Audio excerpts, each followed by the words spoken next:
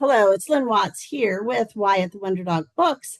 And today in this video, I want to talk about a number of ways that we can help children regulate their feelings, handle negative feelings, all that sort of thing. Something that certainly young kids need a lot of help with. They need a lot of coaching with because it, for most of us, certainly does not come naturally. So I think I want to begin with a great picture book. It's called Dr. Color Monster, and it includes an emotions toolkit. So the gist of the story begins with a little girl who wakes up one morning and she is feeling, as it said, odd, confused, and a little bit dazed. And she doesn't know why. So she goes to Dr. Color Monster, the emotions doctor, and he begins talking with her about those feelings. And he does a number of things. He asks her where in her body she's feeling the feeling or the sensation of this feeling. And he goes on talking about, how she feels, what the level of discomfort is, that sort of thing. A lot of the things you might ask a child about feelings. And then he brings out his toolkit, the emotions toolkit. You can see it right here.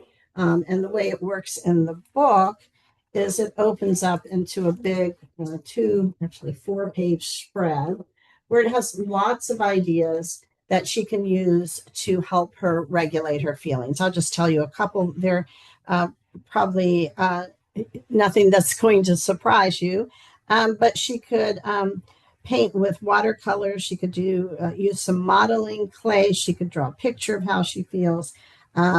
She could write in her journal, and it goes on and on. Lots of different ideas about how to handle her feelings. So, of course, she tries some of those.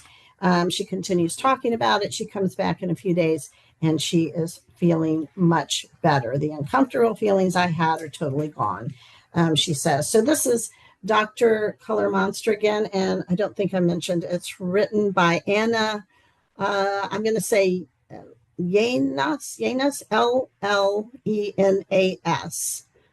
Hopefully I'm pronouncing that last name correctly. There, you can see it right over here. All right, so a great way to design a lesson about this, and you could do this obviously in a classroom. You could do it in a small group. That would be a great way to do it. In my small group guide, I do have a lesson on feelings, identifying feelings. So you could get some more ideas from this lesson plan book. And I also have a lesson on feelings in the elementary school counselor's book of lesson plans. All right. And so in that one in particular, there is the idea that you could have a child draw a very simple outline of a body and then mark on the body or draw in the body where they're having that feeling, much like happens in the book. So that would be a nice lead into that. Also in this lesson plan book, there is a self-talk worksheet, which would be great for individual counseling, perhaps for a small group. And in this particular series of questions, it just gives you a nice outline to go through with a child who's having some stress or uncomfortable feelings. And it just begins with, what am I saying to myself that is creating the stress? And then ways to challenge your thinking. Is the statement true? Are you sure?